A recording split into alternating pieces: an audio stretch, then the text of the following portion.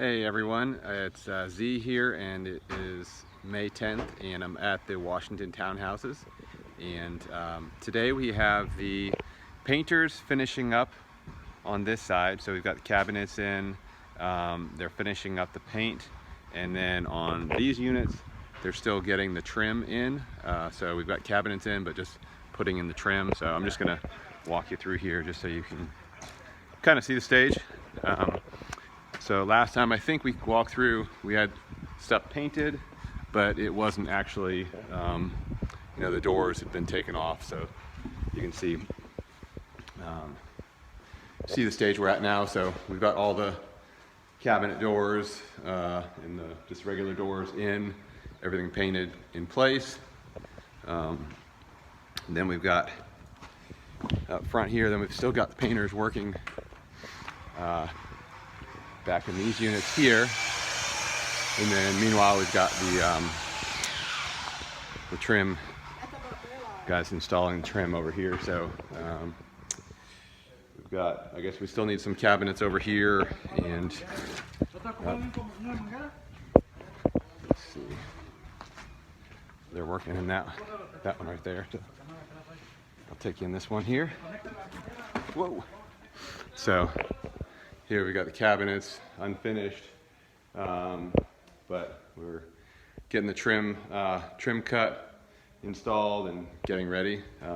One other thing I wanted to show you what our neighbor did for Stormwater as well. It's for their construction project, and we'll have to do something similar, but they are putting in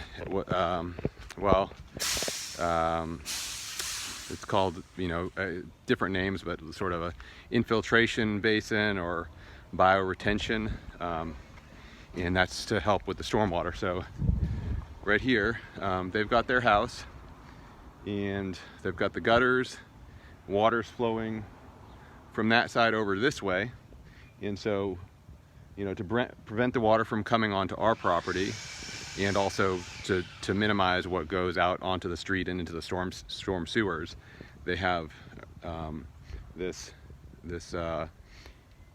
little basin here that they've actually, you see the mulch on top here, but actually down below they've got a mixture of I think compost and sand, maybe some gravel. I can't remember exactly what all is in there, but they dug it out. They refilled it with permeable soil, so we have a lot of clay here that's real sticky and doesn't permeate very well. So they excavated it, put back new soil, put up these little berms here so that to keep the water in place and hold it. So as it rains, it will fill up and then slowly sink into the ground. And then I don't think you'll be able to actually see it here, but there's a drain at the bottom. So right here, and then it comes across under the grass over here out to this let's see, right there, out to that little part right there. So whatever doesn't go into the ground will then flow out into the street and into the storm system. So we will do the same thing, something similar. It'll be right here out in front. So we'll have one on this side going out and then one on the other side.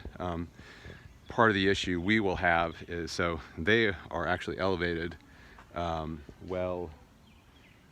couple feet above the grade of the street, so it flows out nicely. Ours, on the other hand, we are at grade basically at least with the sidewalk, and once we dig down, that will be below grade of the street. So the city, this is a new thing that the city wants. I think it's a really generally good idea, but there's still some issues with it. So what they're having people do is actually put in a sump pump at the bottom to pump the water out to the street. That doesn't really make sense to me. I don't think makes sense, but nevertheless, I think what we'll do is we'll just have to dig out deeper, put in a lot of good soil or good, mulch, compost, sand, things that are very permeable, let the water soak in, and then slowly it will fill up, and whatever fills out will then kind of have to flow out over the system and then across the sidewalk into the street.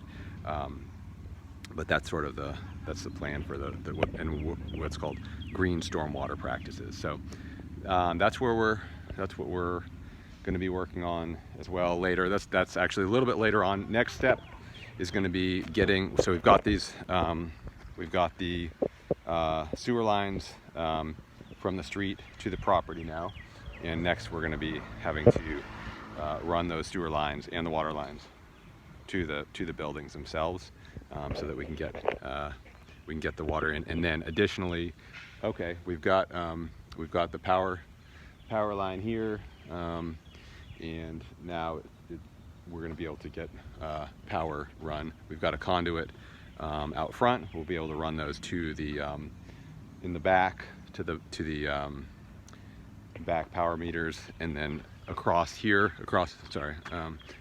front over here, and then those ones will go again to the back as well. And then once we get power on, then we can start cooling the buildings, putting in flooring to let it acclimate to the new temperature, let it sit there for a few days, and we can start doing finishing off some of the work. So that's kind of what we're up to right now, and we're moving along. And thanks for watching.